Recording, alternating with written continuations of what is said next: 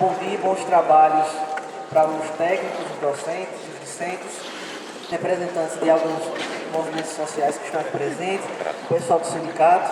E para conduzir os trabalhos e coordenar os debates, a gente vai passar a palavra para o diretor-geral acadêmico, o professor Aron Melo, para que inicie esta reunião.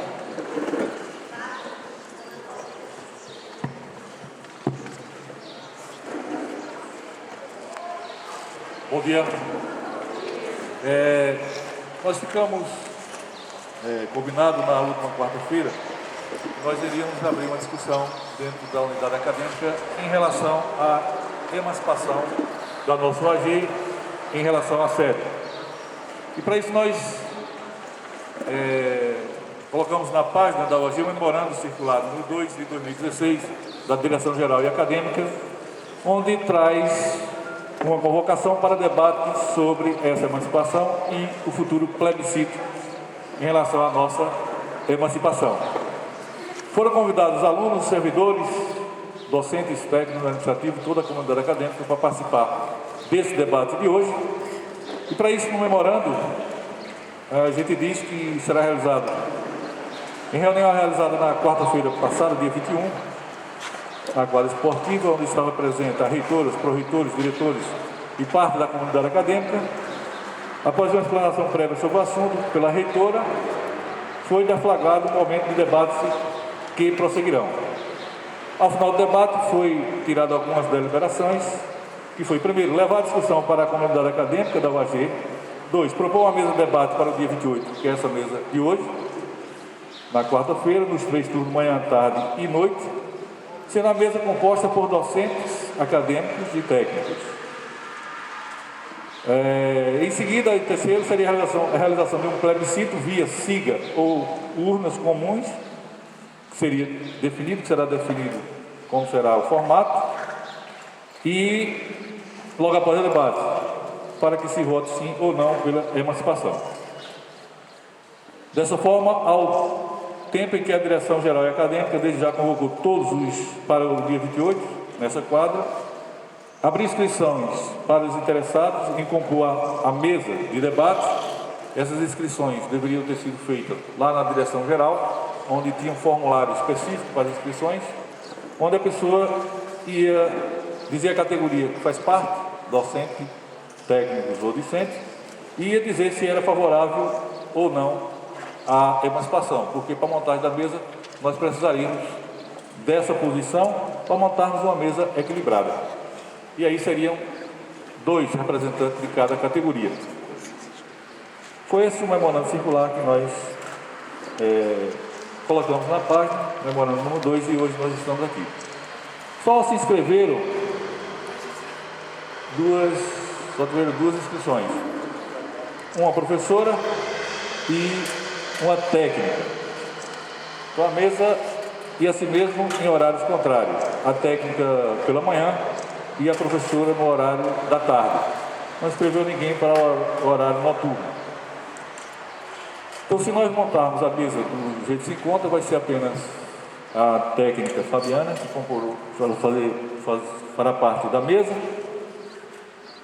E aí, eu trago para vocês a decisão se a gente abre novas inscrições agora, para quem queira participar da mesa. E, nesse caso, já estaria garantido, na manhã, a técnica Fabiana Maria da Costa, e nós abriríamos inscrição para mais 2 professores, 2 discentes e mais um técnico, para compor a mesa, se esse for o sentido. Se não for, eu ficarei aqui na mesa, vou fazer uma preleção do que aconteceu da quarta-feira passada até agora, e eu compor a mesa com o Fabiano. Eu acho que eu vou ter que perguntar ao público se a gente compõe a mesa nesse formato que está aqui, ou se a gente abre novas inscrições por 5 minutos, quem quiser participar. E qual o objetivo de ter 2 docentes, 2 técnicos, 2 discentes? Era para abrir uma discussão, assim, um pró, um a favor e um contra, e aí cada um ia expor suas exposições e a plateia ia interagir. Esse é o objetivo do grande debate, porque a gente tinha que montar uma metodologia de compor a mesa e aí abrir um grande debate com a plateia. a plateia se pronunciando, questionando quem estivesse aqui na mesa e assim sucessivo. E a plateia ficar se posicionando, questionando, no caso, não sei quem quiser aí, você vai muita gente falar a favor e contra, também pode, qualquer dúvida. Pode ser. Então a gente teria que cumprir aquilo que a gente colocou no memorando. No memorando se compõe a mesa desse formato, com apenas com Fabiana que se inscreveu, ou se a gente abriria novas inscrições.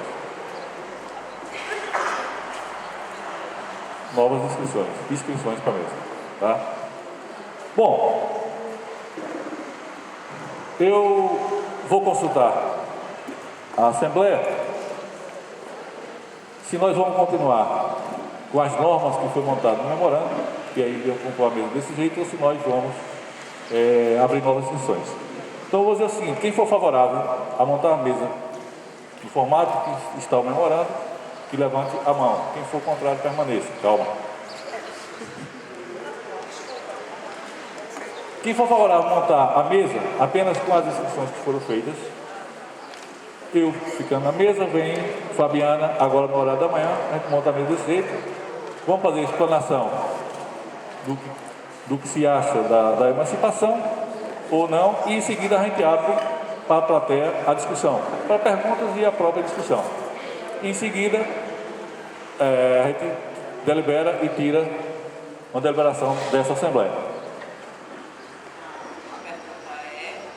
Se nós vamos continuar com as normas do memorando, apenas com a inscrição de Fabiana, ou se nós vamos abrir novas inscrições. Aí, nesse caso, levanta a mão para quem é a favor do memorando. Do memorando. Licença, tem alguém que queira se inscrever na hora? Não sei. Quer? Olha, tem uma aqui já? Pronto, tem outra aqui. Então tem. Então, pessoal, quem for favorável e permaneça como está no memorando, com as inscrições que foram feitas lá na direção geral até o dia de ontem, que levante a mão. Muito bem. Quem é favorável a novas inscrições, se pronuncie levantando a mão. Muito bem. Wagner? Quem pretende se inscrever, vem aqui, escreve com Wagner. Se houver mais de 2 docentes, mais de 2 técnicos e 2 discentes, nós iremos fazer um sorteio, quem irá participar da mesa. E as normas continuam as mesmas. Quem se inscrever tem que dizer se é favorável ou contra a emancipação, porque a gente balanceia mesas de um favorável e contra nas 3 classes.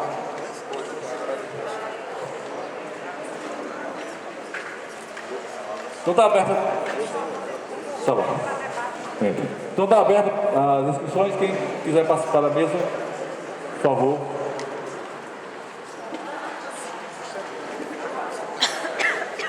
Olha, eu tenho que consultar a comunidade, porque como é uma discussão interna, certo? Ok. Muito bem.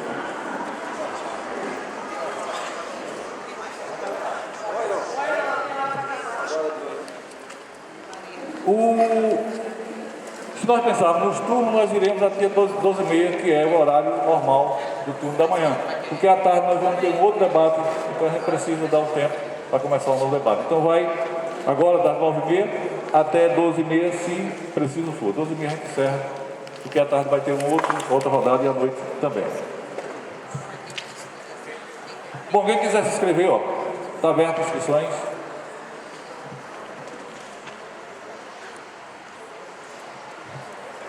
Vou dar 5 minutos, inscrições. A partir daí, 5 minutos, Wagner. Marca aí. Se não tiver, a gente continua do jeito que está.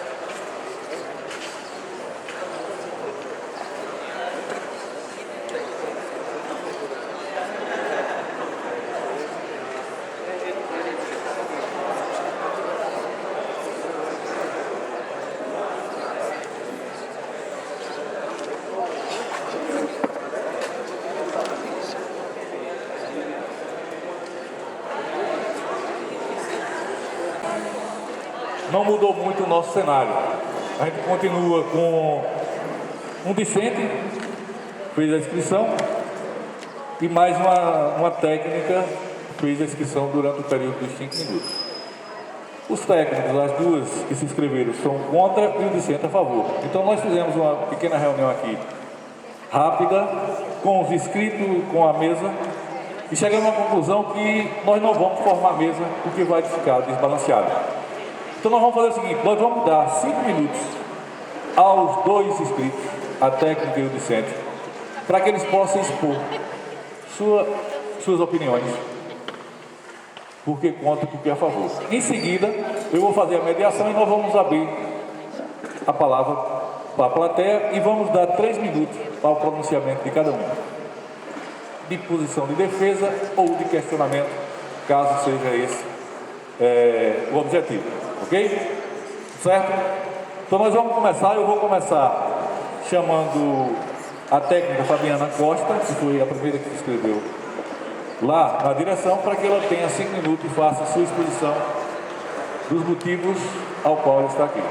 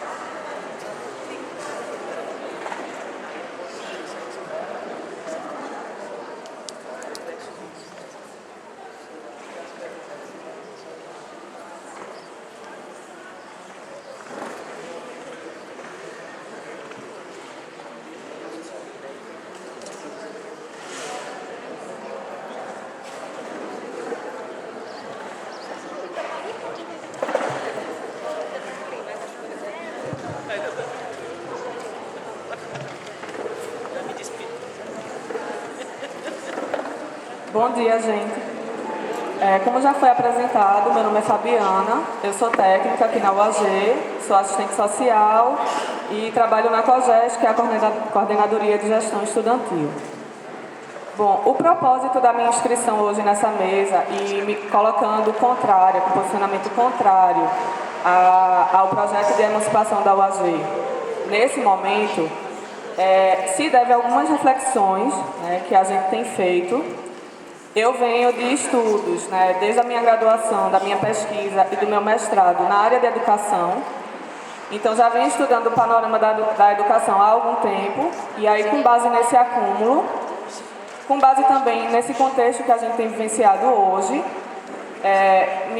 me causou muita surpresa, eu acho que para a maioria, né, dos que aqui estão, a colocação desse projeto de emancipação da forma como está sendo colocado. Eu me posiciono a favor desse projeto, desde que ele seja feito, né, de forma planejada, de forma estruturada, e que ele seja feito de baixo para cima, ou seja, a partir da comunidade acadêmica, colocar essa proposta, né, para o MEC. E aí, quando o projeto foi colocado de forma de cima para baixo, a meu ver, isso me causou alguma estranheza, né? E aí era sobre isso que eu queria refletir aqui hoje. Primeiro, a gente não pode deixar de discutir o cenário que a gente está vivenciando, né? Eu acho que não dá para a gente discutir o projeto dentro de uma caixinha separada de todo o resto. Por exemplo, separada da discussão que a gente vai fazer amanhã aqui na universidade, frente aos ataques que estamos sofrendo. Nós e todos os trabalhadores brasileiros, estudantes, os ataques que estamos sofrendo não se desvincula, a meu ver, do debate sobre a emancipação que está se fazendo hoje. E aí a gente tem um cenário de crise econômica, política, social, que ela tem se agudizado, né, principalmente no último ano, mas a gente já tem reflexões dessa crise desde 2008. E aí, frente a essa crise, o que é que a gente encontra de saída, de alternativa por parte do governo? É a questão do ajuste fiscal, né? Sempre que a gente tem uma crise, o primeiro passo é realizar o ajuste fiscal, retirando, né, investimentos, principalmente da área social. Em nenhum momento, frente a essa crise, se falou, por exemplo, da parcela do PIB que é direcionada a pagamento da dívida, né? A gente não viu essa discussão. Toda a discussão tem sido feita em torno dos gastos, que é apresentado como gastos, em torno das políticas sociais. E aí o que a gente vê, né, nessa perspectiva de ajuste fiscal é a redução dos investimentos em políticas sociais, dentre elas a educação. Já foram anunciados cortes, né, de 45% do orçamento para a educação para o ano de 2017. E aí a gente tem consecutivos ataques à educação ao longo desse, principalmente do novo governo, mas ataques que já vinham acontecendo desde o governo anterior, com ataques a gente vê aí a reforma do ensino médio, que está se colocando de forma totalmente arbitrária, acho que todos estão acompanhando. A gente vê recentemente críticas ao ensino técnico, chamando de oneroso esse tipo de ensino, principalmente pela maioria do corpo docente ser mestre e doutor, e aí se coloca que ensino médio e técnico não precisa desse tipo de formação, e que esses professores não teriam didática para esse tipo de formação. Fim de programas, a exemplo do Ciências Sem Fronteiras, corte de bolsas de pesquisa na área da graduação e da pós-graduação.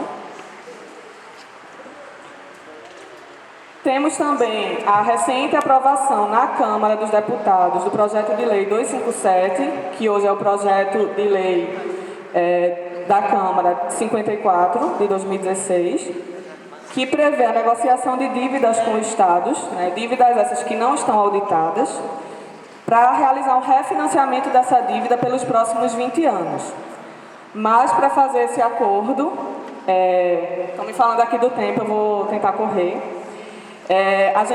Para se fazer esse acordo, em contrapartida, se prevê o congelamento de salários, que foi retirada da PEC, do PL, mas que permanece limitado pela PEC 241, como a gente vai ver adiante, proibição de criação de novos cargos públicos, restrição do desenvolvimento das carreiras públicas, possibilidade de aposentadoria voluntária, reforma da Previdência e plano de aposentadoria complementar. A gente já tem isso na esfera federal e aí isso se daria também na esfera estadual e municipal. E aí a gente também tem a PEC 241, que também está tramitando. Ela limita as despesas primárias da União aos gastos do ano anterior, corrigidos pelo IPCA. O que significa que a cada ano, a Lei de Diretrizes Orçamentárias vai definir, com base na regra, o limite orçamentário dos poderes. Todos os poderes, executivo, judiciário, enfim. E aí, para entender que impactos essa PEC tem, né, para as políticas sociais, em específico para a política de educação.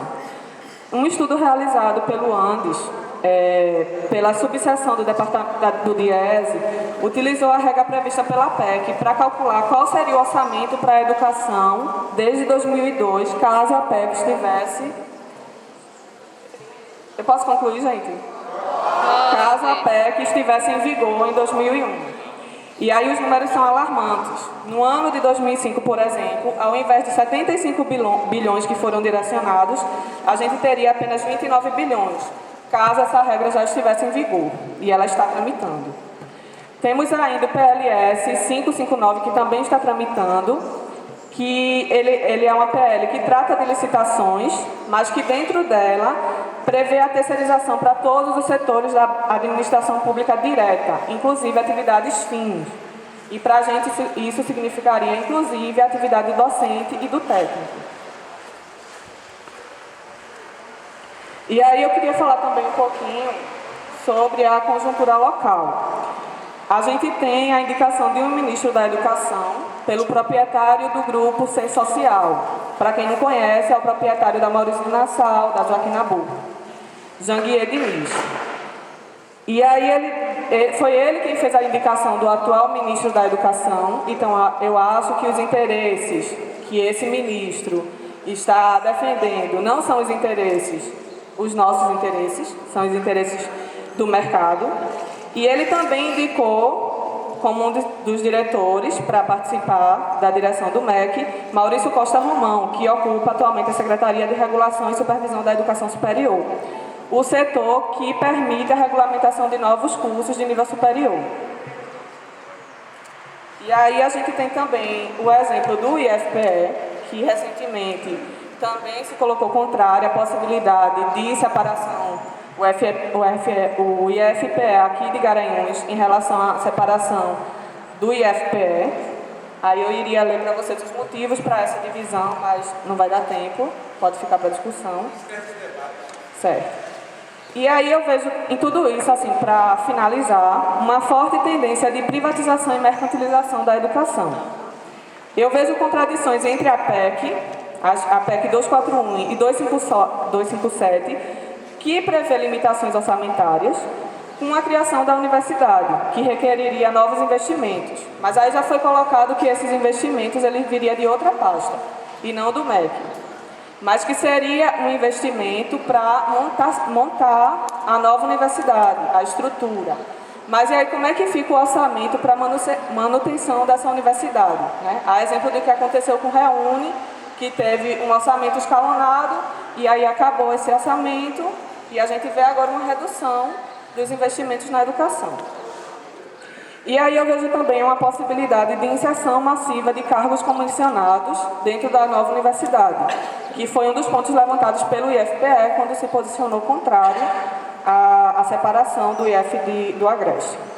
E aí, a partir disso, a possibilidade de vínculos precarizados via terceirização. E aí, precarizados por quê? Porque os terceirizados eles têm uma crescente perda de direitos. E aí, a gente também tem um cenário de ataque à CLT. Então... 9 minutos. Certo. Então, infelizmente, eu não vou poder terminar, mas é mais ou menos esse o debate que a gente queria começar aqui.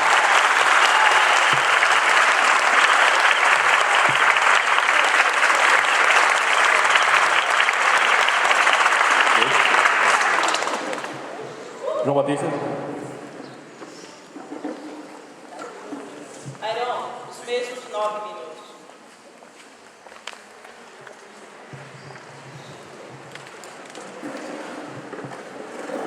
Bom dia aos presentes. Sou João Batista, sou aluno de Medicina Veterinária. Sou favorável à emancipação, se bem que tem as ressalvas que a nossa colega Fabiana falou, né? Colega de instituição. Veja só, a reitora esteve aqui a semana passada e falou que, como unidade, estaremos estagnados em pouco tempo, né? Que só teremos agora a biblioteca e o RU e daí acabou. Não tem mais por onde crescer. É isso. Então, as verbas que nós recebemos, que a UFRPE recebe, simplesmente a maior parte fica na sede. Por exemplo, tivemos um problema com o hospital veterinário que por tempos ficamos sem insumos, porque a sede também estava precisando de insumos. E esses insumos simplesmente já ficavam retidos na sede. E depois de uma movimentação dos estudantes que começaram a vir os insumos para cá. Então, com a emancipação, esses insumos, essa verba viria diretamente para a nossa universidade. Então, assim, quero falar também sobre discutam também sobre como seremos multicamp ou seremos de outra forma, se caso decidirem pela emancipação. E tem algumas siglas aqui, né, que eu não vou me aprofundar. Porém, com a emancipação temos a oportunidade de termos mais cursos, temos uma liberdade bem maior, apesar da crise, né, que estamos passando, dos cortes de verbas, mas apesar de mais fracos, porque vamos nos dividir, né, seremos uma universidade pequena, mas a gente pode lutar sim pelo nosso objetivo, pelo nosso futuro. Até porque nós estamos aqui como alunos, 5 anos depois, 5 anos e meio depois, a gente não estará mais. Mas a universidade tem que ficar e ela tem que cada vez mais plantar raízes nessa região e trazer desenvolvimento para ela. Então é por isso que eu sou favorável, né? Então, muito obrigado.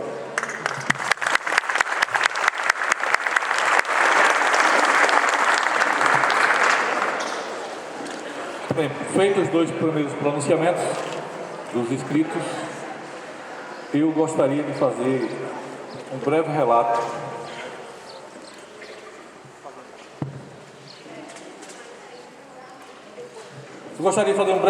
do que... Depois do relato, eu vou abrir inscrições para todo o público que queira participar. 3 minutos para o seu pronunciamento, o seu questionamento, e a gente leva até o final da discussão.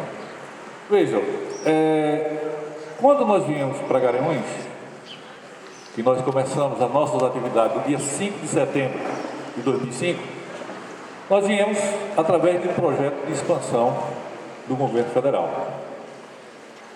Um projeto que tinha como objetivo levar o ensino público federal gratuito de qualidade para o interior do país. Nós viemos a Garanhuns e começamos com um montante de recursos para montarmos a unidade acadêmica de Garanhuns de 9 milhões de reais. No dia do lançamento da unidade pelo presidente à época, o ministro do Ciência e Tecnologia nos deu mais 3 milhões. Esse era o recurso que nós tínhamos para montar a unidade acadêmica de Garanhuns. Os 2 primeiros prédios de aula e um laboratório central, que era o Senai. Daí veio uma segunda etapa, que foi o Reúne, a segunda expansão do ensino superior, que tinha novos objetivos, que era o crescimento das expansões com disseminação do ensino, principalmente dos horários noturnos.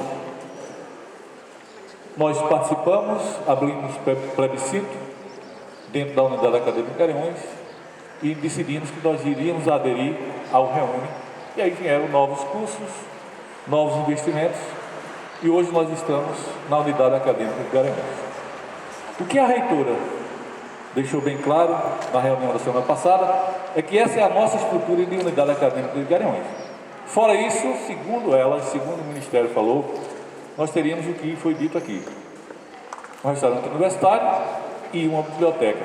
E daí para frente seriam recursos próprios da universidade, através de seus índices, que ia buscar esses recursos de investimento. Essa é a nossa história. E a terceira etapa desse processo, de quem é que começou a unidade acadêmica de Garanhuns, era nós nos tornarmos independentes, desde o primeiro dia da nossa chegada a Garanhuns. Tornarmos a Universidade Federal do Agreste, Universidade Federal que seja. Esse caminho seria o caminho natural que nós deveríamos estar seguindo. E para isso, desde o início que nós chegamos aqui, está aqui todos os professores mais antigos, os técnicos mais antigos, que sabem que desde o primeiro dia, o nosso ex-reitor, o professor Valmar, nossa reitora atual, a professora Maria, deixou bem claro que esse seria o sentido da independência da unidade acadêmica de Garanhuns. Ninguém desconhece esse sentido. O que aconteceu recentemente foi um fato novo que foi trazido pela reitora devido à inquietação do MEC. Hoje no MEC, disse lá o diretor do MEC, que tem 70 pedidos de emancipação de unidades acadêmicas, de novas universidades, e que para isso eles precisam fazer uma avaliação desses pedidos e ver aquelas que se enquadram, que têm condições de se tornar independentes. E para isso, o governo anterior, eleito por nós, o governo da presidente Dilma Rousseff, ela emancipou 4 universidades federais do país. Começando pela Universidade do Cariri, isso foi no dia 5 de agosto, setembro de 2013, Universidade do Cariri, lá no Ceará, Universidade 2 na Bahia, se eu não estiver enganado, e mais uma do Oeste, se eu não me engano. Então essas foram emancipadas porque já tinha sido enviado um projeto ao MEC, que ia para a Câmara dos Deputados, para o Senado, e foi homologado pelo presidente Dilma. Esse novo governo, esse governo provisório, que é um governo de no máximo 2 anos, ele já deu emancipação a novos projetos que tinham chegado ao MEC, tinham sido avaliados, e foi emancipada uma série de outras universidades no dia 31 de agosto do ano passado. Desse ano, 31 de agosto do mês passado. Esses projetos, todos eles de emancipação, não foram criados agora por esse governo, não foram criados por nenhuma instrução política. Foram criados projetos pelas comunidades acadêmicas das universidades Por exemplo, o projeto da Universidade Federal do Sertão da Paraíba, que foi aprovado no dia 31. O projeto foi construído em 2009 e foi enviado ao MEC, à Câmara e ao Senado e agora foi homologado a sua emancipação. Então, qualquer um projeto desses que nós estamos vendo, que foram universidades emancipadas, foram projetos construídos dentro das universidades. A diferença nossa para os demais é que nós vínhamos trabalhando esse projeto de emancipação, vínhamos conversando, vínhamos construindo com instalações, condições para o futuro nós sermos. Mas agora o Ministério diz o seguinte: não impõe nada. O professor estava me perguntando se tem alguma imposição. Não tem nenhuma imposição. Tem o sentido seguinte: tem 70 que não têm as condições que vocês têm e estão pedindo. Se vocês fizerem o pedido, fizeram um projeto que possa se enquadrar dentro desses pedidos, aí vocês vão ser avaliados juntos das demais. Se não tem essas condições de construirmos o projeto, vocês não vão ser avaliados nesse montante, mas poderão ser em outra oportunidade que aí ninguém sabe se o sentido seria de transformação. Mas provavelmente levaríamos 8 a 9 anos, como todas as outras levam para se emancipar. O bonde está andando. Na época que o presidente Lula criou as expansões, ele criou as expansões, não foi de graça, não foi por boniteza. Foi porque ele tinha um projeto de expansão universitária e que se construísse um projeto para cada uma dessas 100 e poucas expansões, ia levar de 8 a 10 anos. Então ia demorar muito tempo para acontecer essa interiorização. Então a saída do presidente Lula foi um decreto criando as expansões, as unidades acadêmicas. Hoje, com esses novos projetos, o novo governo analisa o seguinte: podemos continuar as expansões aprovando ou não projetos prontos ou que venham a ficar prontos. Eu andei pesquisando, há muito tempo que eu venho vendo essas universidades que estão sendo criadas, que estão enviando projetos, e andei pesquisando recentemente o que aconteceu com essas que estão sendo emancipadas. As que foram emancipadas, a do Cariri, a da Bahia e outras que foram emancipadas em 2013, todas elas continuam em plena expansão. A lei de criação de todas elas, se vocês acompanharem, a 12.835, 2013, todas elas, está lá disponível para vocês, e a lei diz o formato da nova universidade. Campus do Cariri, 4 campos existentes, mais 2 a serem criados. E lá na lei, aprovada e homologada pelo presidente, diz claramente: expansão de novos cursos com disponibilidade de vagas para professores, para técnicos de superiores, nível médio, para atender aquilo que o projeto está solicitando. E aí vem uma infraestrutura que não tem nesses campos para a criação da nova universidade, e dentro dessa infraestrutura o MEC faz um cálculo de quanto seria o recurso inicial para a implantação dessas novas universidades. As pessoas me perguntam: qual a garantia? Nenhuma. Eu fiz a pergunta à magnífica reitora. Professora Maria José de Sena, na criação de novas universidades, constrói um projeto dentro de uma possibilidade, dentro de uma real situação, envia ao MEC e aprovados na Câmara, no Senado e homologado. O que acontece com a lei? Ela está em lei, tem uma lei determinada, uma lei de Estado, não é uma lei do governo, uma lei de Estado. Tem uma lei? Tem. Dentro da lei, o que é que tem que rege essa lei? Número de funções, número de cargos, número de professores, de servidores, e aí essa lei é homologada e publicada no Diário Oficial. A professora Maria me disse que a partir dessa lei não tem como isso não acontecer, porque foi isso que aconteceu com as expansões, foi isso que acontece com as novas universidades. A partir desse momento que se cria, esse montante de recursos que vem para o início da universidade é colocado no Orçamento Geral da União, aprovado, e a partir daí que se cumpra aquilo que diz a lei. E assim tem acontecido com as outras universidades.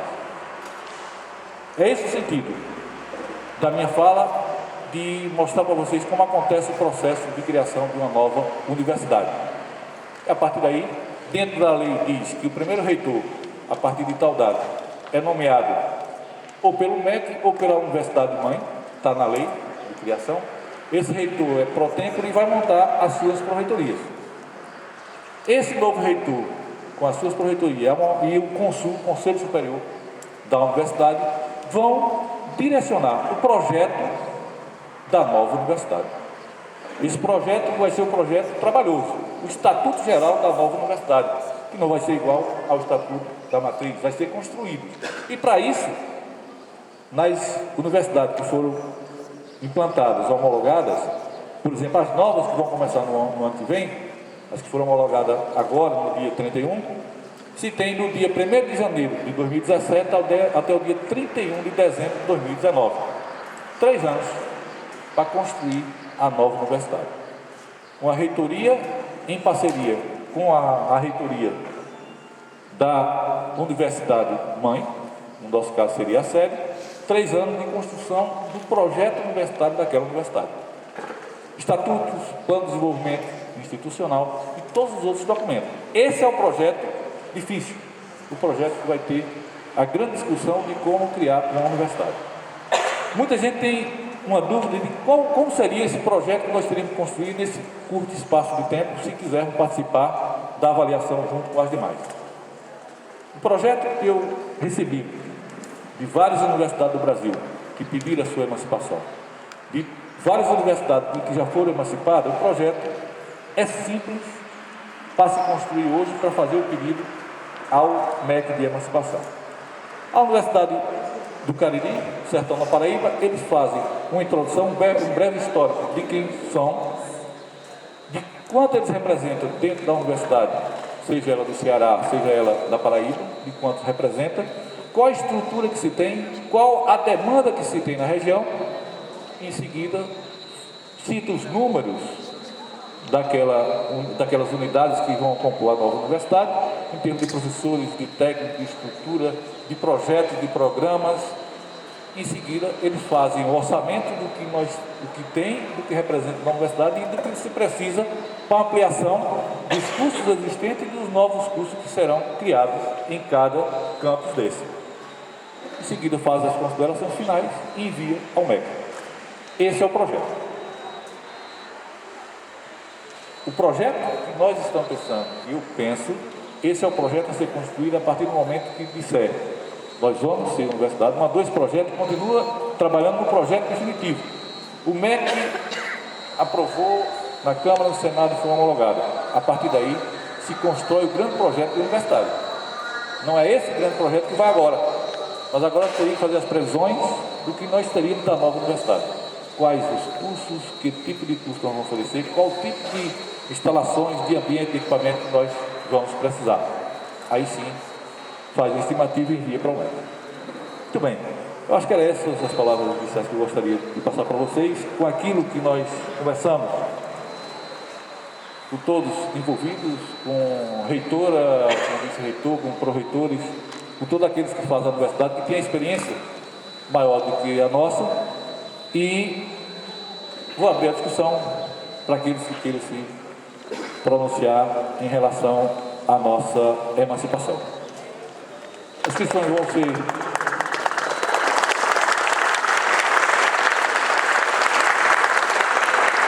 Wagner e Tarcísio vão fazendo as inscrições e nós vamos chamando um a um. Eu já começaria com o professor Antônio Ricardo, está ali inscrito primeiro. Já tem? Quem é que está primeiro aí, Wagner? Escreva lá.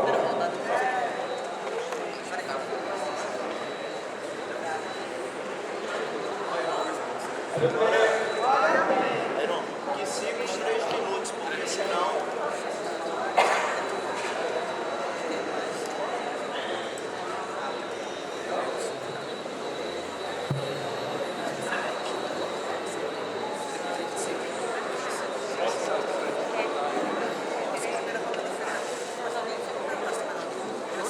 Mais alguém agora? Primeira rodada?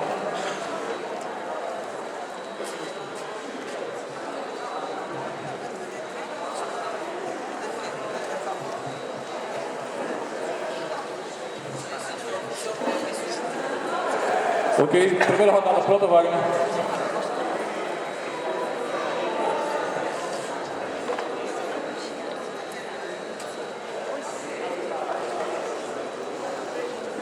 Pronto, Wagner.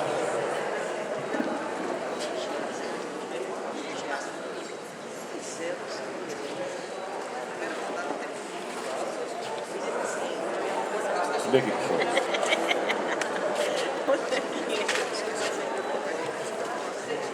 Veja, pessoal, tem aqui a primeira rodada: Maria Rita, José Romualdo, Maria Braga, Antônio Ricardo, Alexandre Torres, Tavares, Amil, do sindicato, Tatiele e Renato.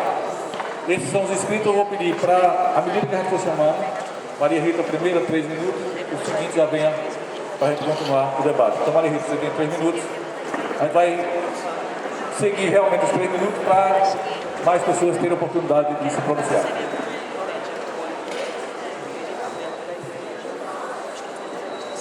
Ok. Então, veja, eu vou chamar a Rita e depois Tatiele, a discente, que ela vai ter um trabalho para fazer e ela precisa se ausentar. Então, Rita, depois Tatiele. 3 minutos para nós seguirmos e ter mais oportunidade. Bom dia.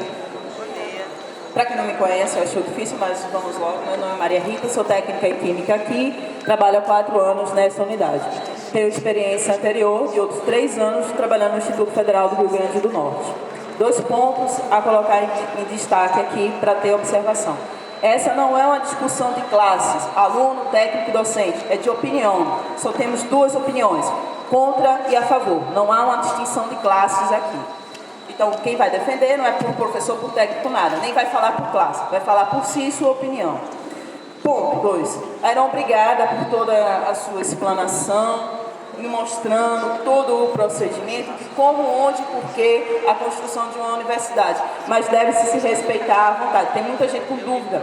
Todas as categorias aqui estão bem heterogêneas em suas opiniões e muitas pessoas em dúvida. Rita, sou contra a emancipação. De maneira alguma sou contra virarmos universidade. Gente, é um sonho lindo. A UAG nasceu para se tornar universidade e ela o será. Agora, a gente não pode permitir que esse nosso sonho, essa nossa vontade, esse desejo lindo que é virarmos universidade seja manipulado. É necessário que a gente observe o cenário econômico. É necessário que a gente observe o cenário político e não permitamos que a gente seja manipulado. Se Mendoncinha quer se tornar aqui com o rol eleitoral, se esse fosse o problema, que o seja, seria até bom. Mas esse não é a nossa maior problemática. É Mendonça fazer daqui a Garanhuns com o rol eleitoral. A nossa maior problemática é virarmos universidade, termos uma demanda do dobro de alunos, de cursos, de servidores e não ter como suprir. E a gente tem exemplos atuais dentro da saúde de que eles fizeram a elevação da demanda, não tiveram como suprir, aí sucatearam e fizeram a privatização de dentro para fora. Hoje, se você entrar numa UPA ou no Hospital do Câncer, se eu não me engano, em Recife, está lá só a plaquinha governo do estado. Todos que estão dentro são terceirizados, ligados a uma OS. O que impede que isso aconteça com a gente? Quando a gente vê no cenário atual que a gente derrubaram a presidente eleita por nós.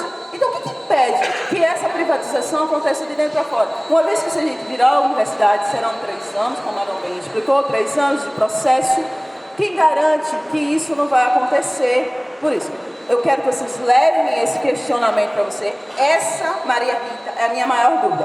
Se eu tenho que fazer uma aposta para virar a universidade, ou fazer uma aposta agora e continuarmos como está, e esperar sim 2, 3, 4 anos, porque vamos virar sim universidade, eu aposto em esperar.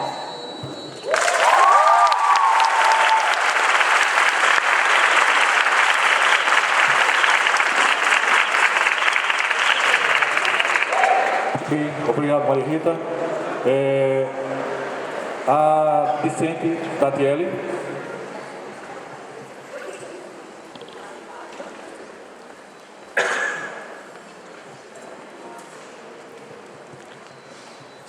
Primeiramente, eu quero pedir de todos aqueles que vêm aqui honestidade intelectual, que é o mais importante. Eu ouvi dados sobre cortes, que é um absurdo, quando não se condiz com todos aqueles dados que são disponíveis pelos mesmos órgãos responsáveis pelo mesmo. Que governo então é que vocês estão vivendo diferente do meu? Porque o que eu vi foi investimento de quase 50 bilhões de reais pelo atual governo, pela atual gestão, e que se condiz em 18,7 bilhões investido apenas pelo FIES, que é o financiamento estudantil, quando dizendo que o atual governo que está lá seria cortado e não é isso que está acontecendo. Voltando para o foco, que é a emancipação política, a emancipação da OAG, acho que o mais importante é a liberdade econômica. Economia, ciências econômicas, ela é responsável pela distribuição de serviços, de bens e de tudo aquilo que se diz a uma instituição, que no caso é a OAG. E eu voto sim pela emancipação política, que é por essa liberdade econômica que nós precisamos ter na OAG. A liberdade de sabermos em quem investir o nosso dinheiro, todo aquele investimento que a gente tem na nossa universidade. É por isso que eu voto sim, pela liberdade econômica da Universidade Federal Rural de Pernambuco, Unidade Acadêmica de Garanhuns.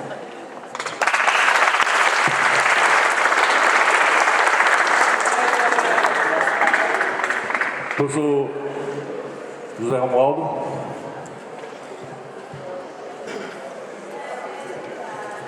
Bom dia. Bom dia. Bom dia a todos e todas. Outros, antes de dizer que é sim ou não, eu devia ter ido ali para a mesa, que eu pensei que tinha ficado até 12 mil, não posso. Eu tenho alguns números que a gente tem que pensar. Por exemplo, todo o dinheiro que vem em cima de aluno equivalente, professor equivalente, quantidade de técnico, quantidade de discente. Por exemplo, nós temos hoje 315, pelos dados que está no site da UAG, peguei e transformei pela lei 315,06 professor equivalente. Aluno equivalente não dá para fazer porque não tem acesso aos dados do SIG de todas as coordenações. Esses 315 professores, por exemplo, é maior do que o quanto de professor equivalente de várias universidades antigas e novas. Ou seja, nós já temos a quantidade de professores que já dá para criar uma universidade. Por exemplo, maior do que a Universidade Federal do Sudoeste da Bahia, que já foi criada, que só tem 257. E esses dados estão na internet, no Diário Oficial. Além disso, por exemplo, nós temos 7 cursos de graduação. Nós temos 7 cursos de graduação. A Universidade Federal do Cariri, antes da emancipação, tinha 6, agora tem 14. A Universidade Federal do Oeste da Bahia tinha 6 cursos de graduação, hoje tem 29. Esses dados estão no site do MEC e no EMEC. Por exemplo, no EMEC eu nunca vi dizer que uma universidade federal foi extinta. Está lá no EMEC, procurei. Universidade Federal extinta, 0. Universidade extinta, privada, com fim lucrativo ou sem fim lucrativo. Não estou inventando, está no site, nos dados oficiais. Independente de política, que eu sempre votei no PT e votarei no PT novamente, de PSDB, de PQP, do que for, de qualquer partido. Então, qualquer partido desse, esses dados estão lá. Por exemplo, pós-graduação. A Universidade Federal do Cariri tem 3 cursos de pós-graduação. Nós já temos 4. A Universidade Federal do Oeste da Bahia, que foi criada também, só tem 2 cursos de pós-graduação. A Universidade Federal do Sudoeste da Bahia, 3. A Universidade Federal do Oeste do Pará, esse tem um pouco mais, tem 11. E a Universidade Federal do Sudoeste do Pará, que também foi tudo criado em 2013, a partir do dia 5 de junho de 2013, no Diário Oficial, tem essas universidades, essas 4 que foram criadas, e todas elas cresceram. Todas elas eram menor do que a gente. Esses dados estão lá no Diário Oficial, esses dados estão no EMEC, 30 segundos, obrigado. Então, esses dados são para nós refletirmos se a gente quer ser universidade ou não. Bolsas, PIBIC, a UAG sempre pega 30 bolsas PIBIC em média. PIBID, 30 bolsas PIBID. Agora eu não tive acesso a bolsas de apoio acadêmico, bolsas disso, bolsas daquilo, mas é importante que a gente veja os números e reflita se dá ou se não dá para a gente virar a Universidade Federal.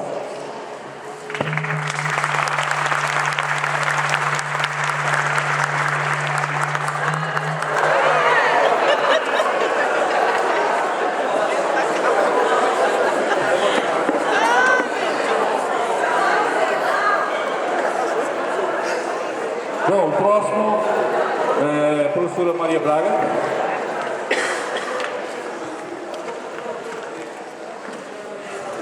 Bom dia a todos. Eu não tenho muitas informações para dizer, assim, minha opinião sobre números, sobre o que deva fazer ou não, na verdade, assim, indicar, né? mas apenas para colocar o seguinte: tudo que se falou até aqui agora, ainda há pouco eu estava perguntando a Aeron se isso já é um fato consumado, como eu tinha imaginado, mas não. É para a gente realmente avaliar as condições para se submeter ou não ao processo, né, de emancipação. E depois, se sim, elaborar essa proposta, né? Então, pelo que eu entendi, o que se falou aqui ainda há pouco, todas as condições foram colocadas em termos quantitativos, mas também vamos avaliar a questão de qualitativo, né? O que é que falta para nós e em termos também de qualidade, porque pelo que me consta, também não sou aqui desde as origens da UAG, mas assim, em conversa com alguns professores que estão desde o início, os cursos, por exemplo, que foram implantados aqui na UAG, foi a partir de uma assembleia e não de um levantamento de mercado, uma pesquisa séria, né, que possa dizer: este curso vale a pena, este curso não, esse curso é viável, este curso não. Né? Eu acho que tem coisas, eu estou apenas citando o curso, mas tem coisas que a gente precisa refletir. Né? Também eu gostaria também de trazer para vocês, porque eu estudei um pouco recente sobre essas condições de ampliação da universidade, expansão, e eu estava vendo o caso, por exemplo, da Universidade de Bolonha. Né? Não, evidentemente, eu não estou dizendo que tem nada, Bolonha tem tudo a ver com a gente, claro que não. São outras condições, mas o processo em si de expansão da universidade se deu de forma planejada. Então, tudo que a gente tem que fazer tem que ser de forma planejada. A própria unidade, ela foi implantada distante do centro, não temos infraestrutura aqui por perto, tudo ainda, 10 anos se passaram, 11 anos se passaram e poucas coisas. Se a gente precisar de uma xerox, temos uma xerox aí dentro, mas a xerox fecha para o almoço só de 9 horas da manhã. Temos outras coisas que a gente precisa fazer. Por exemplo, e o estudo de potencialidade da região? Garanhuns está numa bacia leiteira, mas ela não é propriamente, não produz, não tem nada com leite. Tem leite na região, ótimo. Os cursos das agrárias, tudo bem. Mas a juventude, eu que sou professora do primeiro período, a juventude pede outros cursos, porque o rural que temos não é mais aquele rural de antigamente. É outro rural. A tecnologia, a comunicação já avançou. E a gente precisa refletir um pouco mais. Eu sou a favor da emancipação, mas concordo com a colega Maria Rita que a gente não necessariamente tem que fazer exatamente agora. Não é tempo limitado. A gente tem que realmente pensar, porque a gente pode pedir, fazer esse processo com o tempo que as outras fizeram. Obrigada.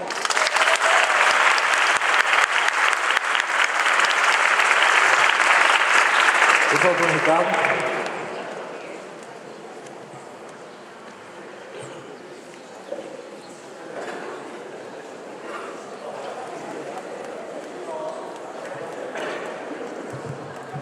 Opa, bom dia a todos. Todos me conhecem como professor Toninho, né? E já sabe meu posicionamento, caros alunos e professores e técnicos, tá? Me desculpa por alunos, né? Mas eu tenho um posicionamento contrário a uma grande parte do pensamento dos alunos.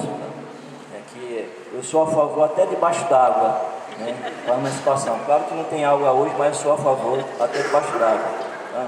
Primeiramente, lembramos que quando o governo tentou não, e fez, pensou em trazer, né, as expansões do ensino superior para o interior, tinha duas propostas. Primeiro, né, criar uma universidade independente ou conjugada com uma universidade maior. Ou seja, primeiro, olha, você pode ser uma universidade, criamos você como uma universidade independente do assédio, ou você vai ser criado a partir da universidade com a sede. Qual o propósito disso? Uma segurança para consolidar uma instituição no interior. Então ele tem essas duas opções.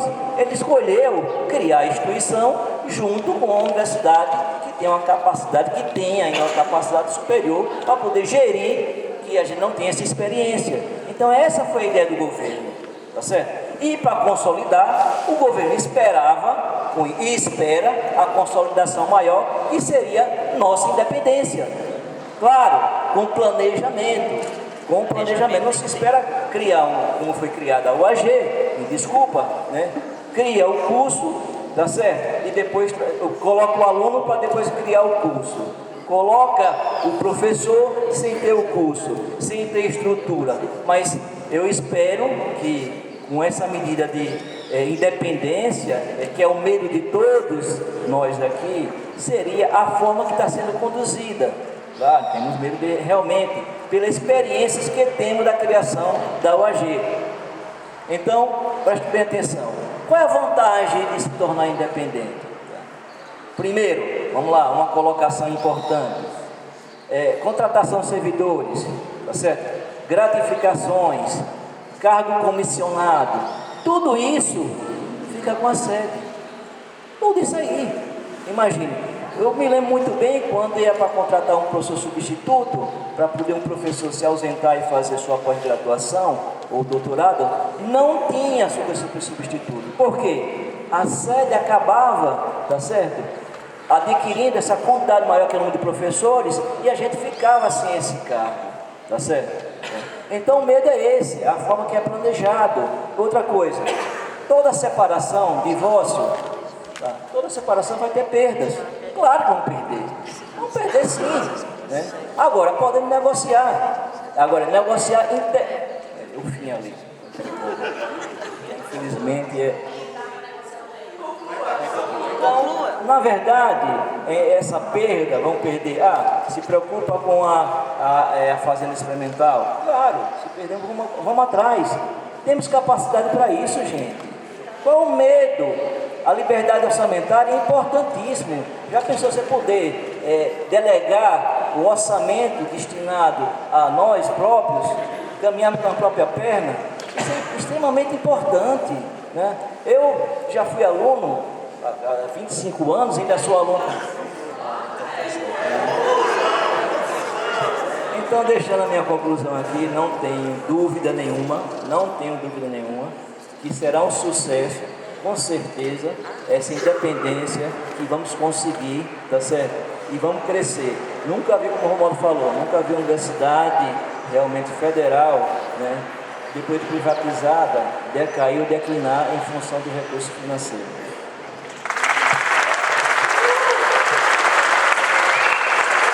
Professor Alexandre de Tavares.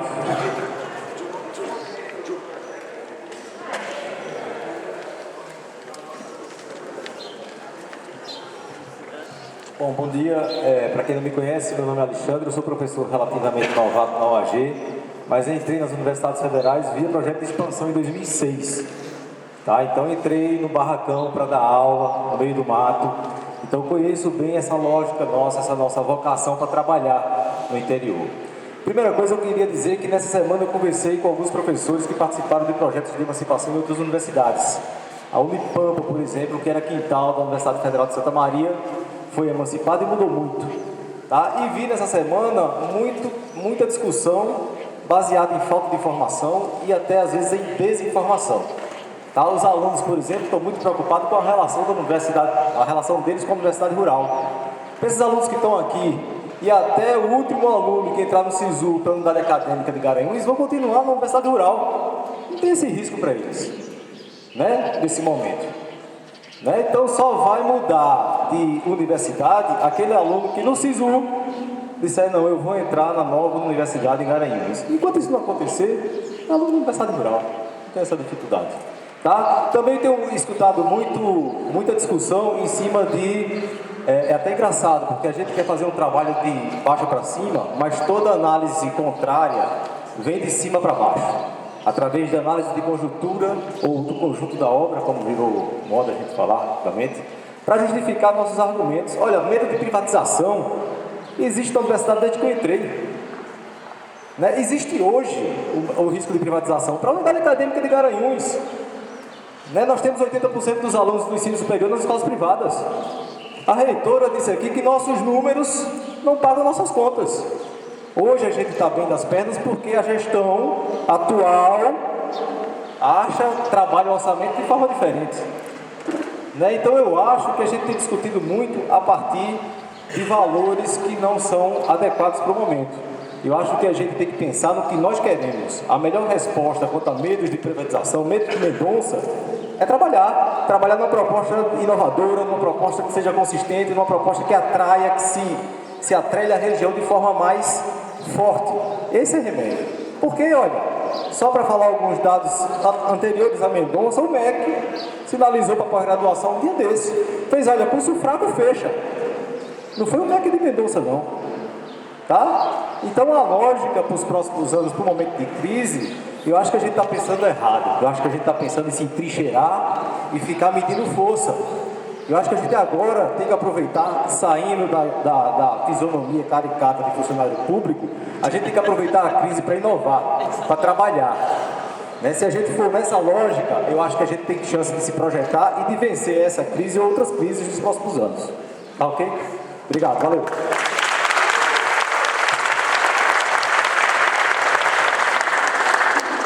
Pessoal, eu tenho um próximo inscrito aqui, amigo do sindicato, mas para ser justo eu tenho que fazer uma consulta à comunidade. Uma vez que eu cortei, assim, ele pediu para fazer parte da mesa e a gente vai fazer uma consulta. Amigo do sindicato da Universidade Rural, eu pergunto se a gente abre além da unidade acadêmica para o sindicato. Se for possível, mas eu tenho que pedir à comunidade. Eu peço que quem for favorável, que se pronuncie levantando a mão.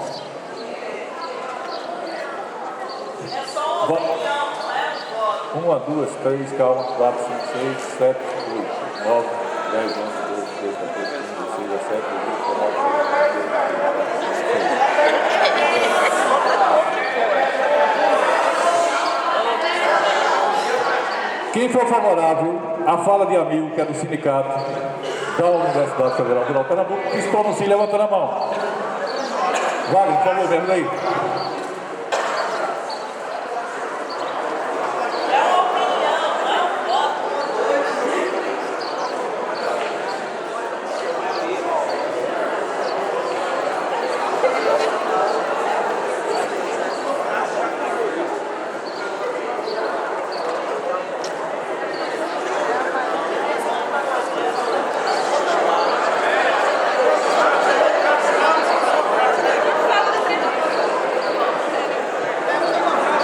Ok, quem for contrário, que levante a mão.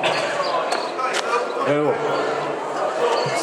Obrigado, pessoal. Democraticamente, amigo.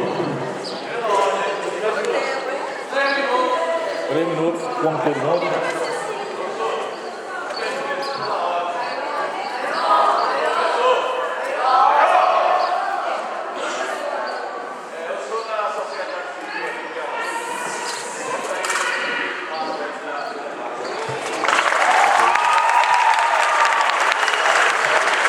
Bom dia a todos. Primeiramente, muito obrigado pela democracia ser honrada, certo? Meu nome é Amil, eu sou coordenador administrativo do Sintufep, os técnicos administrativos, servidores técnicos. Primeiramente, nós não estamos aqui para atrapalhar a decisão de vocês.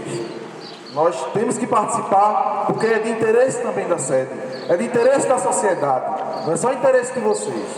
Então, assim, eu queria só ponderar e a minha opinião, não como sindicalista, mas como sociedade, é claro que nós queremos que venha a evoluir, sim, virar universidade, mas temos que ponderar no contexto. Qual o contexto econômico?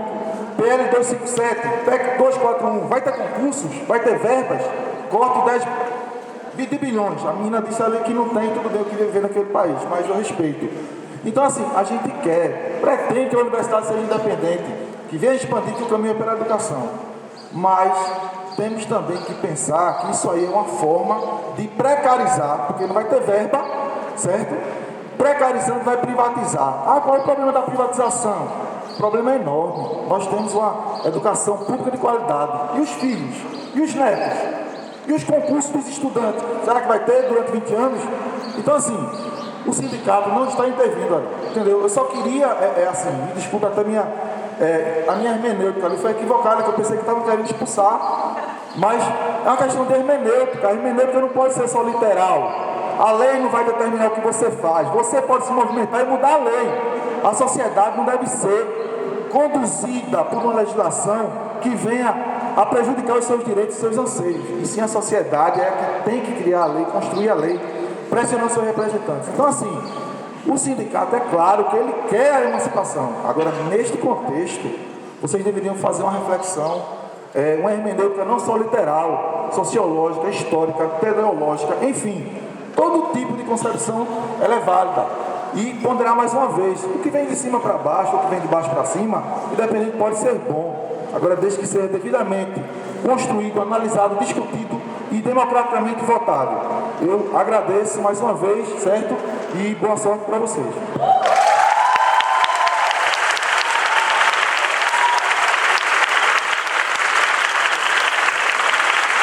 Encerrando o primeiro bloco, tem escrito aqui Renato. Em seguida a gente abre uma nova rodada. Bom dia a todos. Eu acho que boa parte do que eu ia falar foi contemplado pelos colegas. O que eu queria colocar aqui, que eu acho que é a dúvida de muitos aqui presentes, é sobre os riscos que se corre ao se entrar no processo de emancipação. Veja, os riscos aqui, os maiores apresentados, é a questão da PL, da terceirização, corte de verba. Eu pergunto, se ainda estivermos como unidade acadêmica, estaremos blindados? Claro que não. Isso vai atingir da mesma forma a unidade acadêmica de Garanhuns. Então, esse é um dos posicionamentos. Alguém falou aqui sobre questão de benefícios, como as gratificações, os cargos.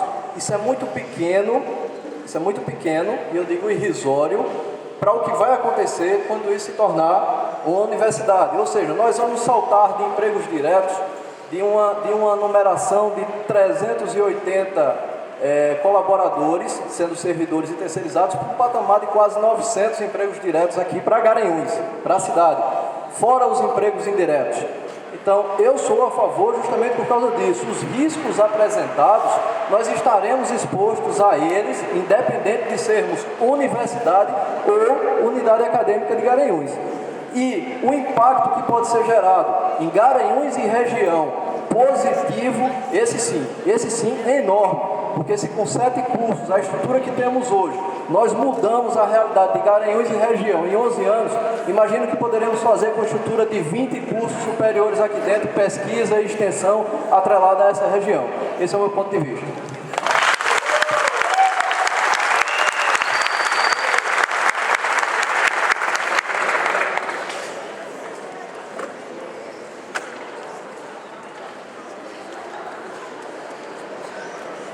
Veja, terminado o primeiro bloco, nós vamos partir para o segundo, que aqui mais um número de inscritos, começando com a professora Neuza, professora Elizabeth Rodrigues, professor Vitor Pereira, professor Lucas Nascimento, discente Lucas Nascimento, Josélia Técnica, Paulo de Tenório, Sociedade Civil e André Luiz, docente. Gostaria de começar pela professora Neuza. 3 minutos, professora, para expor sua opinião. Bom dia, pessoal. Na realidade, eu não sou contra a emancipação também não, sou a favor da emancipação. A questão são as garantias, como já foi falado, vai ser falado 1000 vezes. Não existe garantia. Nosso país não existe garantia. Existe o que for conveniente no momento, tá? Nós teríamos verbas aqui para construir o RU, nós teríamos verbas aqui para construir a biblioteca, nós tivemos uma verba para o HVU de mais de R$1 milhão e foi cortado para R$700 mil. Então a nossa projeção naquela época foi para um hospital equipado com R$1 milhão e poucos reais. E tivemos que reduzir tudinho para R$700 mil, a continha do 7. E novamente estamos na continha do 70. É 7, 70, 700, tá certo? Então garantia não existe nenhuma, certo? Mas se isso aqui, por algum acaso, fechar qualquer coisa, que ninguém quer isso, seremos todos redistribuídos, não sabemos para onde. É à vontade o que for, para o Acre, para a Amazônia, para mim também não faz questão nem diferença. Onde eu estiver, eu vou trabalhar. em prol da comunidade, tá? Momento corrido, é imposição sim, porque se eu não tenho tempo para fazer um projeto bem estruturado, vai se começar do mesmo jeito que se começou, e todos, a grande maioria que estão aqui, quando começou no colégio, que nem estava, reclamava da estrutura. Hoje reclama da estrutura. Os alunos da casa de estudante estão sem água, mas talvez não seja o problema da universidade, porque eu moro aqui perto, da rua Deocleciano Soares da Rocha, e estou há 15 dias sem água na minha casa. É só um problema estrutural talvez da cidade. E isso, a gente não tem como inferir sobre isso. A gente não tem como inferir. Certo? Então, aceita-se a emancipação ou não aceita-se a emancipação? Vamos ver as PL, vamos ver 20 anos sem aumento. Vamos ver 20 anos sem sair para uma pós-graduação, que é o que está no projeto nessa PEC. Vamos ver também a questão das terceirização e contratação de professores e etc. de qualquer categoria. Vamos ver o acesso desses alunos futuramente. Garantias não tem nada. Tem que dizer assim, vou abraçar a causa, vou lutar, vou construir um projeto e vou, em cima dele, construir uma universidade, que é o que todo mundo quer. Entendeu? Porém, eu acho que a gente tem tempo para isso. E ontem eu fui informada para os docentes novos que estão fazendo o curso de atualização pedagógica. Professor Alessandro da sede conversou pessoalmente comigo, o professor Almir, e disse, a UAST não vai. A UAST está fazendo um abaixo-assinado para não entrar na emancipação agora. Tá certo? Então, isso é uma coisa de se discutir. Sou 100% a favor da emancipação, mas não vejo garantias, inclusive em relação à Fazenda Escola, que é tão importante para a gente. Não temos garantia, certo? E acho muito mais lógico que, como o professor Heron falou naquele dia, se está aqui, se a administração já está fazendo a faculdade com a unidade da Fazenda Escola, por que não ficar a gente a serviço da sede? Né? Obrigada.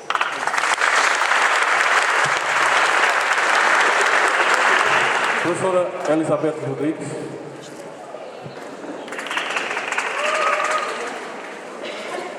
Obrigada pelas palmas, mas eu acho, bom dia, meu nome é Elizabeth. Eu acho 3 minutos, eu acho que vou ter que me reescrever, porque eu coloquei uma série de questões aqui para discutir, para falar com vocês, porque questões que eu tenho ouvido desde semana passada. E eu pontuei aqui para falar de cada um, para esclarecer ou não. Mas eu queria começar a minha fala.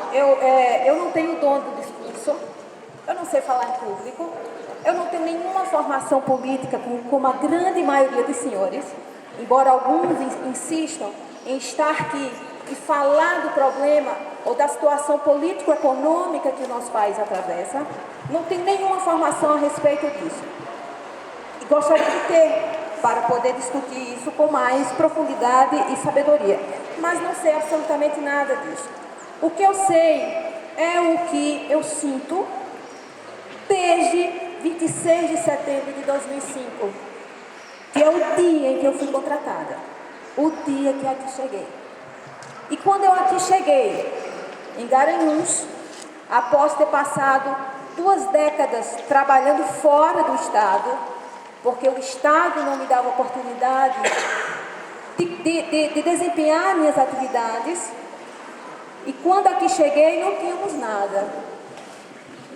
E quando eu aqui cheguei, foi por uma decisão política também, mas uma decisão política que naquela época não foi contestada. Uma decisão política de uma pessoa que no momento está sendo considerada um dos maiores corruptos que essa história, que a história político brasileira já conheceu. Mas, naquela época, não foi contestada. A implantação da unidade acadêmica de Garanhuns não foi contestada. Meninos, meninas, meus colegas, nós não tínhamos onde sentar, nós não tínhamos como dar aula. Nós ministramos aula embaixo de árvores. A minha disciplina, eu não tinha condição de ministrar absolutamente nada, eu não tinha nada, eu não tinha uma lâmina, eu não tinha um microscópio, eu não tinha nada. Como que uma universidade, ela foi implementada sem ter condições? Nós não tínhamos infraestrutura nenhuma. Eu só falo 30 segundos.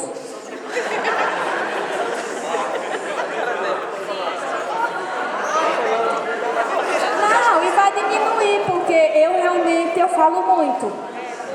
Então, hoje, nós temos tudo isso que vocês estão vendo. Tudo isso que vocês estão vendo foi construído ao longo dos últimos 11 anos. E quem não está aqui como eu desde o primeiro dia dessa unidade acadêmica de Garanhuns, coloca uma série de empecilhos. Finalizou. Vocês me dão 1 minuto a mais, por favor. Sim, por favor.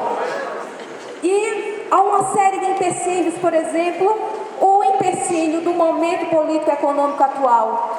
Eu me pergunto, se o Mendonça Filho tivesse sido nomeado por um outro governo, por um outro partido, vocês estariam pondo em xeque a decisão.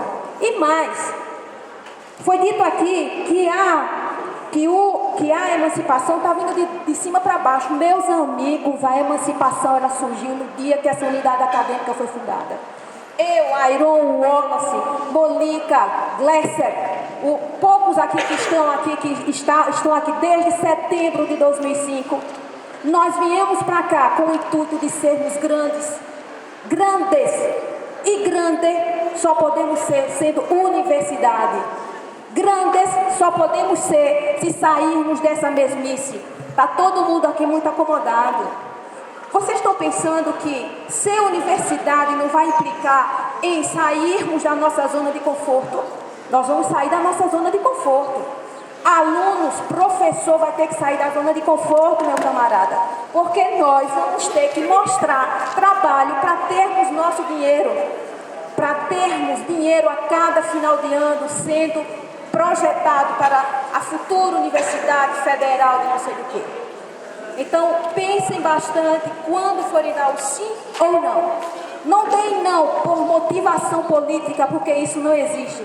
O Brasil está assim, veja, eu sou velho o suficiente para ter passado várias crises nesse país e jovem o bastante para ter certeza que vou enfrentar muito mais crises nesse país.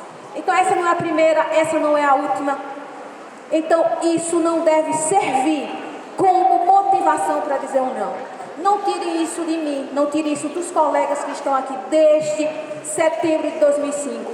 Nós queremos ser grandes e só podemos ser grandes sendo universidade, minha gente. Não tem mais para onde irmos. E muito obrigada!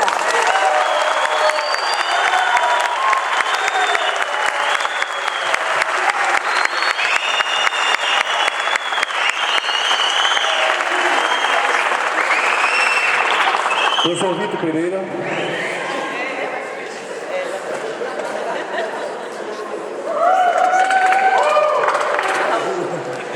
Bem, bom dia a todas e a todos. Antes de qualquer coisa, falar que Beth é uma pequena grande mulher, né? Pois é, pelo menos está representando isso. Pelo que eu tenho prestado atenção na fala, né, nas diversas falas, eu não vi aqui em nenhum momento alguém falar, não, eu sou contra a emancipação da UAG. Fala-se, sou contra ao momento da emancipação, certo? Aí eu faço uma pergunta para vocês. Independente, acho que Renato começou a falar também sobre isso, independente de que seja uma universidade aqui do Agreste Meridional ou uma unidade acadêmica da UAG, vocês acham que não poderia haver uma interferência, né, de uma atual política de governo? Claro que sim, gente, independente de que seja uma coisa ou outra, se houver essa intenção, ela vai ocorrer. Portanto, isso daí a gente tem que aproveitar, é o momento da história, algo que já vem sendo construído, como o Beth falou, desde o princípio, e agora a gente tem uma oportunidade, independente de questões políticas ou não, porque essa é uma situação que se de fato a gente vai votar aqui para construir um projeto. Nós não estamos votando aqui para a emancipação da universidade agora, porque não depende só da gente. A gente não sabe se vão ser aprovados esses 70 e tantos projetos, ou se vai ser 1, ou 10, ou 5, nós não sabemos. Nós estamos pensando aqui numa situação de emancipação nossa, quer dizer, onde que a gente vai poder ter oportunidade de a gente fazer um trabalho de gestão própria e não dependente. É essa a situação. Então nós não podemos, perder o bonde da história. Agora, se isso daí vai trazer consequências, depende também muito da gente e da forma como é que a gente vai agir e a gente vai atuar, não só aqui dentro da universidade, mas fora dos muros da universidade. A gente tem que trazer a participação da comunidade, a gente tem que trazer a participação do território, né? Onde que, quando a gente pensa em crescimento da universidade, a gente tem que pensar no crescimento da região. A gente tem que pensar no crescimento das atividades que ocorrem aqui, né? E não algo só olhando para o próprio umbigo. Não é pensar se alguém aqui vai se tornar um reitor, um pró-reitor, alguma coisa assim, não. Né? A gente está pensando no bem que isso daí pode trazer para o todo. Então eu faço aí, por último, que já chegou aqui o meu tempo, né? Fazer uma pergunta para vocês, né? Vocês estão satisfeitos com a situação atual? A situação atual da universidade? Então, para vocês refletirem em relação a isso. O que vocês pensam? Será que não vale a pena lutar? Será que não vale a pena a gente buscar? Será que de repente não pode ser essa oportunidade, independente de questões políticas ou não? Nós sabemos que isso é uma política de Estado, mais uma vez, de governo. Política de Estado, ela ultrapassa governos, ela vai além, é algo planejado para o futuro. Muito obrigado.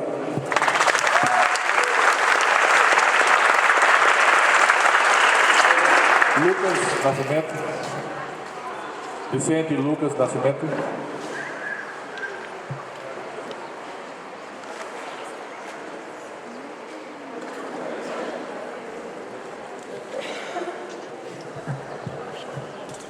Bom dia, gente. Meu nome é Lucas Nascimento, eu sou estudante de computação e faço parte do DCE. Eu tenho alguns pontos para discutir, para mostrar para vocês. E o primeiro, eu gostaria de começar dizendo que eu sou a favor disso, apesar de ter alguns pontos que é o que eu vou falar agora. Que a gente tem que observar, sim, o cenário político, tem que observar, sim, que estão havendo cortes. O MEC não vai divulgar que foram cortados 45% quando, sei lá, o orçamento, na verdade, aumentou. Isso aí não faz sentido. Mas o principal ponto que eu gostaria de observar nessa minha fala é que como que a gente tem que se posicionar como estudante, como que a gente tem que votar e como que a gente tem que analisar a posição dos professores e dos técnicos, porque eles também vão votar, eles são parte do processo. A gente tem que analisar a posição deles. Eu vejo aqui que muitos professores e muitos técnicos que estão indo com o não, eles se sentem confortáveis para continuar com esse não. Eles se sentem confortáveis em continuar trabalhando e recebendo um bom salário durante 2 ou 4 anos, 6 anos. Eles não é a gente que está na posição deles de estar recebendo esse dinheiro. Eles não estão na nossa posição de ficar, sei lá, sem ter o que comer aqui, sem ter um restaurante universitário, sem ter onde morar, sem ter uma casa de estudante, sem ter uma biblioteca decente, sem ter um centro de convivência. A gente é muito carente de estrutura aqui nessa universidade. E se a gente continuar durante 2 ou 4 anos esperando um momento favorável, a gente vai continuar mais 2, 4, 6 anos dessa sofrência, 2 ou 4, 6 anos de sofrimento.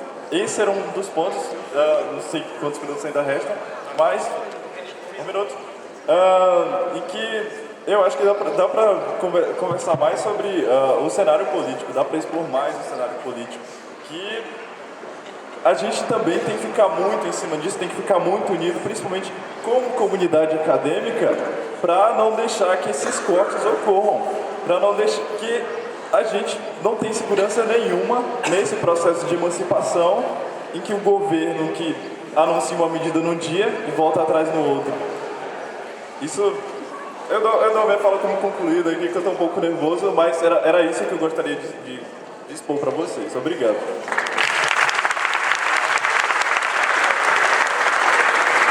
Josélia.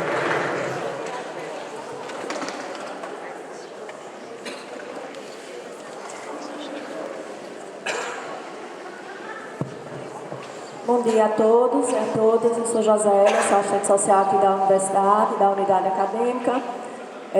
Cheguei aqui também há quase 10 anos atrás e eu estou aqui só para colocar a minha posição em relação a esse momento que a gente está vivenciando, essa discussão. Eu acho que a questão da emancipação é indiscutível em relação a essa necessidade de se emancipar. Mas o que a gente está colocando aqui não é a emancipação em si, mas o momento, né? Seria esse o momento. E aí eu acho que esse momento, levar em consideração a questão política, o cenário político, ele é fundamental. Porque a gente não pode desconsiderar os impactos que a universidade, uma vez sendo criada, sofrerá em decorrência dessas PECs, das PLs que já foram bem colocadas aqui, bem tratadas.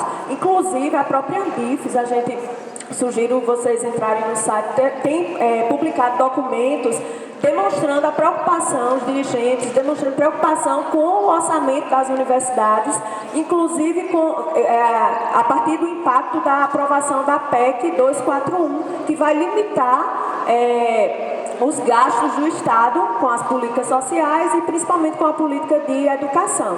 Então, a Andif está discutindo isso, os impactos da aprovação dessa PEC no orçamento das universidades em relação às contratações, em relação à manutenção das universidades e principalmente das instituições recém-criadas, dos cursos recém-implantados que provavelmente serão mais impactados nesse cenário de aprovação da PEC 241. E aí, só trazendo ainda uma preocupação com relação ao que o professor Ayrton colocou, quando ele coloca que a universidade ela será criada mediante lei, né? É uma lei que vai criar, depois da decisão, a depender da decisão que for tomada aqui pela comunidade, ela será criada a partir de uma lei e essa lei vai contemplar o projeto que for construído aqui em relação a cargos, em relação a contratações e o que for demandado. Mas aí essa lei ela vai ter que se expressar justamente na LOA, que é a Lei Orçamentária Anual, e é a LOA que vai estar diretamente impactada pela PEC 241, que é onde vai ser definido os gastos do Estado anualmente. Inclusive, os impactos da PEC 241 para o orçamento da universidade está sendo discutido e, inclusive, os impactos não só para as universidades, mas para o próprio Plano Nacional de Educação. Está sendo discutida a inviabilização do PNE, do Plano Nacional de Educação, a partir da aprovação dessa PEC. Está sendo discutido a inviabilização do próprio Fundeb, né, os impactos da PEC sobre o Fundeb, sobre o piso salarial dos professores. E aí quando o professor coloca a questão da garantia, não, porque estará em lei, estará garantido em lei e o que está na lei tem que ser cumprido. Porém, a PEC ela é uma emenda constitucional, né?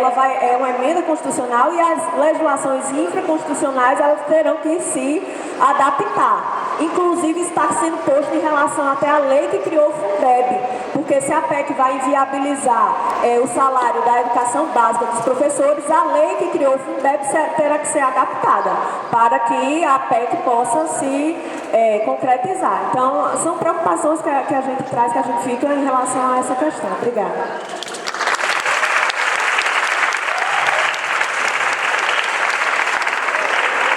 Paulo Tenório, Sociedade Civil.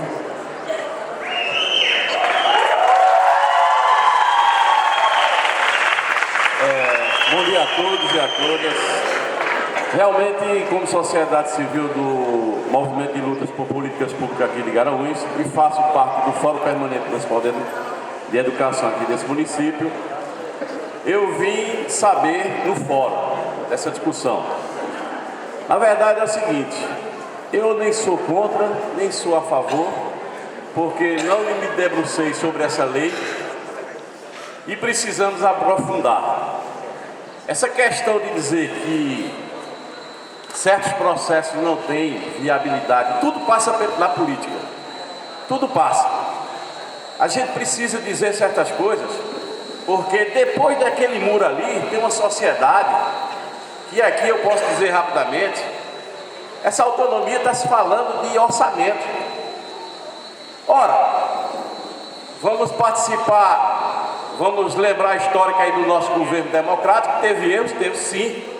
Agora, esse governo aí que está, e nem sequer teve um voto, que não respeitou a Constituição, que não respeitou nem a nossa comunidade, nem a sociedade. Aí veja bem, para nós da sociedade civil, eu realmente aqui, professor, eu quero ter acesso à lei. Se esse projeto está pronto, nós queremos ter acesso. Porque no âmbito, está se discutindo aqui, agora em Garanhuns, o orçamento municipal, e é do mesmo jeito que eu estou vendo aqui. Vem de cima para baixo, nada se cumpre. Eu vi aqui a questão do ordenamento jurídico. Nesse país nada se cumpre. Agora, para as megas incorporações, eu não sei se vocês estão sabendo, do TFPP, o TISA, que são acordos de mega corporações, que está em jogo isso aqui. E temos que aprofundar realmente a discussão de orçamento. A companheira aqui falou, essa por último, ela falou com propriedade. Medida provisória não é questão, a lei é outra história. No PE de 2001 para 2010, houve várias coisas que não foram cumpridas pelo nosso governo. E aí a gente tem que começar a discutir orçamento de outra maneira, não é só porque é partido A ou partido B, não. É isso que vai fazer esse debate. Eu, pelo menos aqui, essa questão, olha, essa questão do tempo aqui que não foi consultado, só foi dito, mas não perguntado, que é um debate que tem que ser aprofundado mesmo. Eu vi a companheira aqui com muita razão, muita propriedade. Eu queria saber os seus itens. Eu gostaria, como sociedade civil, nós aqui da sociedade civil estamos cegos, do mesmo jeito que vocês estão cegos para a sociedade. Uma companheira aqui falou da questão do diagnóstico aqui. Olha, os territórios fizeram vários diagnósticos aqui, mas tem falhas. Isso aí eu posso dizer. Eu debati dentro dos territórios e a metodologia era errada do território. Só para dizer uma coisa, só para vocês terem certeza, aqui tem mais de 20 municípios aqui nesse território. E sabe quanto era que o governo federal mandava para os 20 municípios? 500 mil reais. Para quê? Enquanto que as verbas institucionais elas estavam alocadas em dotações no orçamento, que a gente precisa saber do PPA, da LDO, da LOA, que aqui eu só ouvi falar da LOA, mas eu não sei o que é que tem na diretrizes.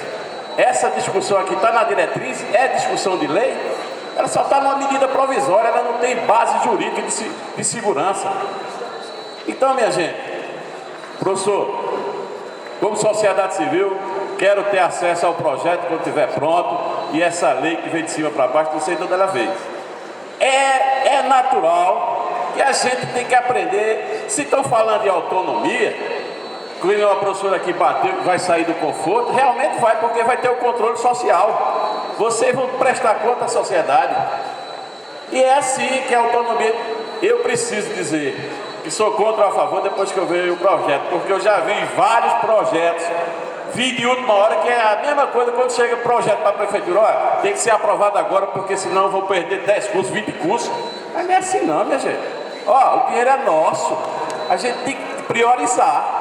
Então, eu quero saber dessa lei, desse projeto, quando estiver prontinho, porque eu acho que não está pronto, né? Muito obrigado.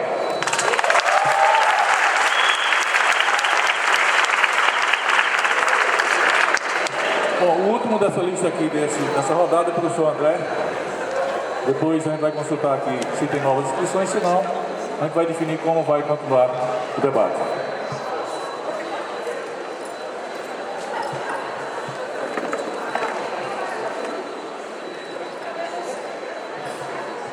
Bom dia a todos. A gente vê aqui a discussão a respeito da emancipação da UAG, passando por diversos cenários, por diversos caminhos, diversos contextos, né? Dizendo que nós temos que contextualizar.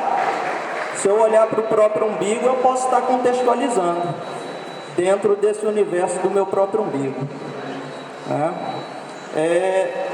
Eu achei interessante a fala do Lucas, viu, Lucas? Você, enquanto representante discente, e você disse que faz parte do DCE, né?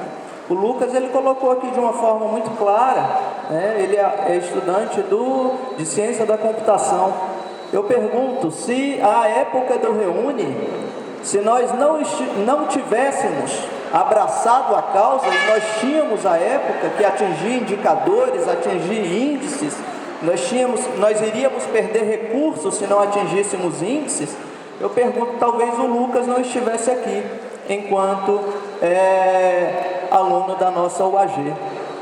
Como também não estariam muitos dos técnicos e dos professores, né, da demanda que se criou pela necessidade com a vinda de 3 novos cursos. Tá ok? Então, eu acho que isso é uma coisa muito importante. A gente falar que a gente vai ter que prestar conta à sociedade, tá? Eu peço desculpa, Paulo Tenório, mas a gente presta contas à sociedade a todo momento. Enquanto servidores públicos, nós prestamos contas sim à sociedade, hoje e sempre. Tá? Por fim, eu gostaria só de destacar aqui aquilo que foi falado pela professora Neuza. De fato, se amanhã isso aqui não der certo, e a gente torça para que isso não ocorra, mas eu acho que na sua fala, professora, você falou assim, seremos redistribuídos, e seremos sim, porque nós não somos funcionários da unidade acadêmica de Garanhuns, nós estamos lotados, nós somos funcionários do Ministério da Educação, tá? Então eu acho que a gente precisa pensar que se amanhã nós tivermos uma unidade pequena, a chance disso daqui de repente ter uma intervenção, que quer que seja, é muito maior do que se tivermos numa instituição grande. E a gente tem um bom exemplo no estado, que é o caso da Univasf. Imagina hoje a Univasf, a estrutura que ela tem hoje como universidade, se alguém ousaria falar em encerrar as atividades da Univasf. Eu acho que é muito mais fácil falar isso quanto ao UAG e quanto a outras unidades pequenas que a gente ainda tem no interior do estado. Muito obrigado.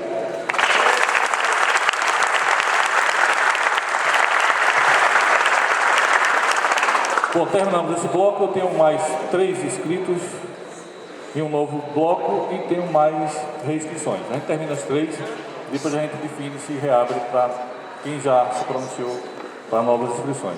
E em seguida a gente faz o encerramento dessa parte da manhã. À tarde será novamente e à noite. À tarde às 15 horas e à noite às 19 horas. 15 horas, a partir das 15 horas e à noite às 19 horas.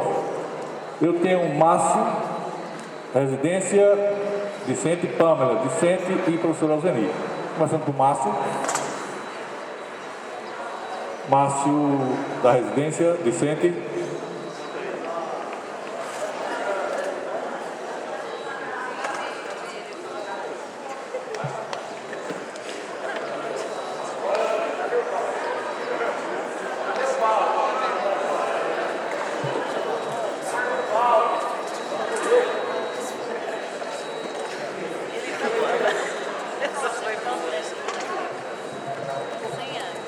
Primeiramente, bom dia pessoal. Sou Márcio Melquiades, sou do oitavo período de agronomia e um dos diretores da residência masculina aqui da UAG. Nós viemos hoje, enquanto residência, fazer um pequeno protesto. Meu pessoal está chegando também, porque mostrando um pouco do descaso e da falta de sincronia entre a direção atual da UAG, seja a iniciativa, seja a técnica, seja o que for, com a atual sede, que hoje, por falta de uma bomba de água, estamos sem água há 2 semanas. E a promessa de um conserto, uma resposta efetiva, só vem com 10 dias, isso de acordo com o nosso diretor administrativo, que a direção hoje tem um esforço muito grande para nos manter aqui com água retirada com um trator lá de baixo, não sei aonde. Quero agradecer o esforço da direção, em nome de Renato Fé, mas isso não é a nossa resposta, a resposta que nós queremos, não é a resposta final. Então hoje aqui, a residência masculina junto com a feminina, são 40 residentes dependendo de um fogão, revezando em um fogão aqui na residência masculina, uma máquina de lavar e 3 geladeiras. São 40 pessoas e atualmente 40 pessoas na masculina e 40 na feminina. E atualmente estamos passando cada dia com 2 mil litros de água. Isso para 80 pessoas. Então, eu peço a reflexão da unidade toda e ainda mais da direção da UAG administrativa e uma resposta maior também da UFRPE enquanto sede, enquanto unidade complexa que envolve a UAST, envolve a UAG e tudo isso. O residente da residência UAG hoje sofre bastante com a questão alimentar, que tem que se revezar entre pesquisa em um horário, aula em outro, e ela tem que fazer o alimento em meia hora ou 1 hora. Então isso é inadmissível, alunos aqui indo para a aula, indo para a pesquisa sem se alimentar, porque não existe um RU. Não existe a mínima estrutura necessária para manter aqui 80 pessoas. Temos ali o nosso símbolo, a caixa de água vazia, se não me engano, são 1.000 litros de água que está passando cada dia. Eu quero a reflexão hoje aqui da direção, todos os componentes da UAG e sede. Obrigado, pessoal. Tenham um bom dia. Muito bem. Na sequência nós temos Pamela, Vicente